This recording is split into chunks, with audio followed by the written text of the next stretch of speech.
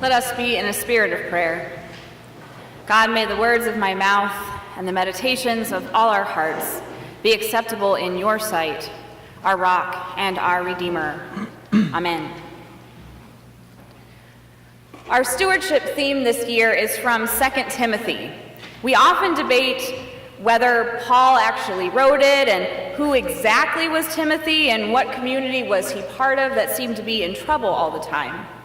But I'd like to focus elsewhere today, as it's the formal end of our stewardship campaign.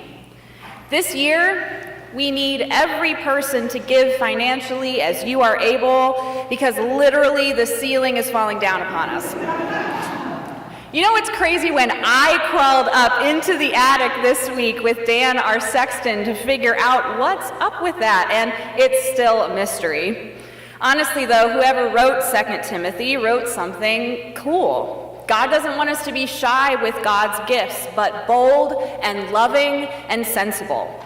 So God doesn't want us to be shy with God's gifts. Lisa spoke to the children last Sunday about letting our lights shine, that what our children and youth learn in church, school, she hopes they'll share with others.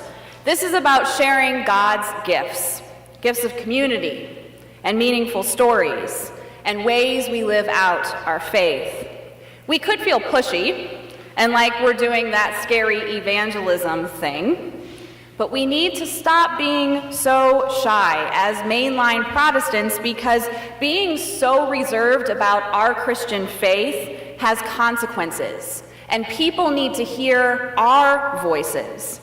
The results of the National Study of Youth and Religion were recently published, and far and away, the number one thing that keeps youth religiously active as young adults is their parents.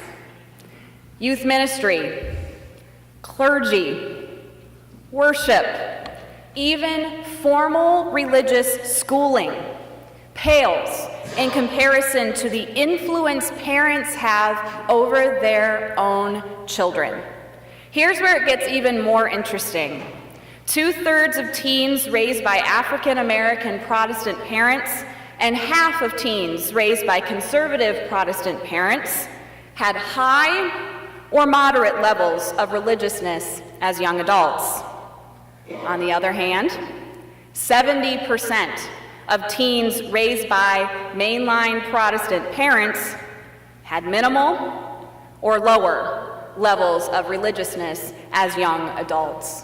We clearly have room for improvement when it comes to keeping our children connected to their faith as young adults in our part of Christianity.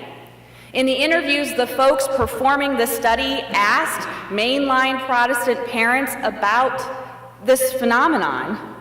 Many conveyed that they feel guilty if they think they're doing anything to direct their children toward their religion as opposed to any other possibility. Many parents in our part of Christianity aren't telling their children why they're Christian, what they believe, how they came to be part of a denomination like ours, which values inclusivity and service and taking the Bible too seriously to take it literally all the time, and so on. When I read these stats this week, I felt so sad. But the solution is to work on parents, to get you comfortable and growing and open enough to talk to your children about your progressive faith and why church matters, about why you come and why you give your time, your talent, and your treasure. The answer lies with you. And if you have children who don't come to church or haven't found a church of their own, or are struggling with what they feel about this church thing, it doesn't mean that you've utterly failed as a parent, but it does mean that if you'd like to bring them along, it's up to you to do the work with the support of our faith community, because it ends up that you, mothers and fathers, are the most influential religious voice in your son or daughter's life. You are. Now, all this doesn't mean that we won't continue to focus on the education of children and youth at Pilgrim, but it has to go beyond that. I've known for a long time that part of my call here is a teaching ministry, to teach you the practices and stories of our Christian faith in small groups, in sermons, through the mission work we do together. Part of our call together is to not be so shy with God's gifts, because being too reserved, even and especially in our own families, has consequences. So God doesn't want us to be shy with God's gifts, but bold. How are we bold here at Pilgrim? When the church decided several years ago to hire a youth director and a sexton, that was rather bold. When our church decided to combine the Christian education and youth director positions to step up our investment in our children and youth, that was bold. This Christmas will be the first Christmas at Pilgrim for both Dan Schmidt and Lisa Holbert. Having a new staff with new ideas, that's bold. When we undertook the process with Theory One Design to have a new website and logo and written materials and write a mission statement to anchor us, that was bold, exhausting, and bold. Sometimes, to use a favorite sports metaphor, we need to go big or go home. Being bold as a church, which usually involves changing the way it's always been done, may be one of the hardest things for some folks to process. Reverend James Forbes of Riverside Church in New York City once said that in a truly vital church, you're only happy with what's going on 75% of the time, because you're giving up the other 25% for someone down the pew who's different from you, who really needs what you may not even want.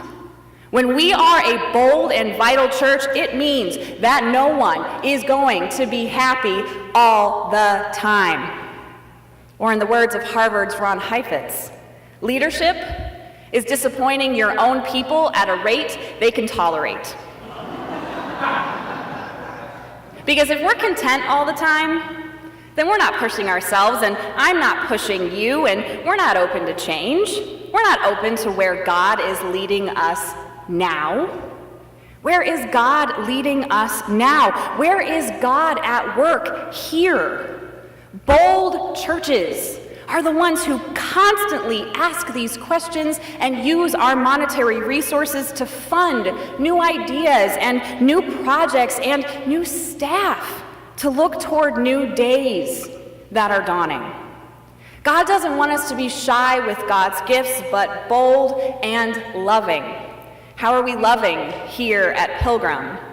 Love comes in many forms, from caring for one another when we are sick in body or spirit, to being in fellowship, to being the hands and feet of Christ through service, to intentionally listening to each other in all our committee meetings and small groups. That's love in congregational life. Church growth consultants have long said that the reason churches don't grow is because we focus too much on ourselves. We think about us and doing the things that make us happy. What about them? Them being the people who aren't even at our church yet.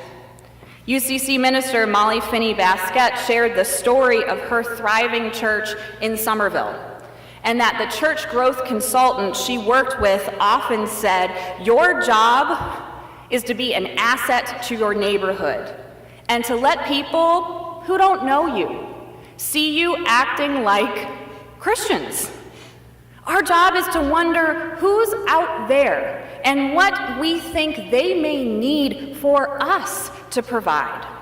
We've done a lot more rentals lately thanks to the hard work of Kat McDonald.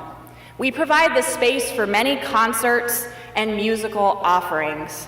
It helps with our budget, but it also helps us to meet the needs of our neighbors, to share our beautiful space with our neighbors. I like to think that when there's music played here, even when it's a child painfully learning Twinkle, Twinkle, Little Star on the violin, that God delights in these songs played throughout our church. God doesn't want us to be shy with God's gifts, but bold and loving and sensible. How are we sensible here at Pilgrim?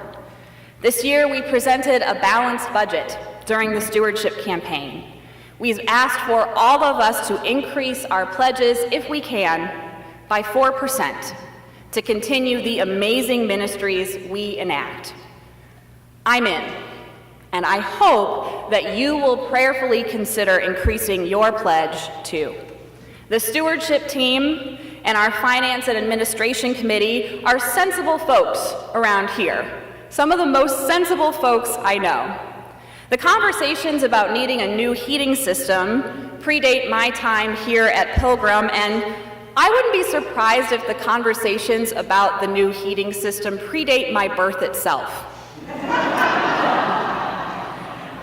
When F&A first looked at the plans for a new heating system, it was terribly complicated and expensive. It might as well have heated a fancy office building in downtown Boston.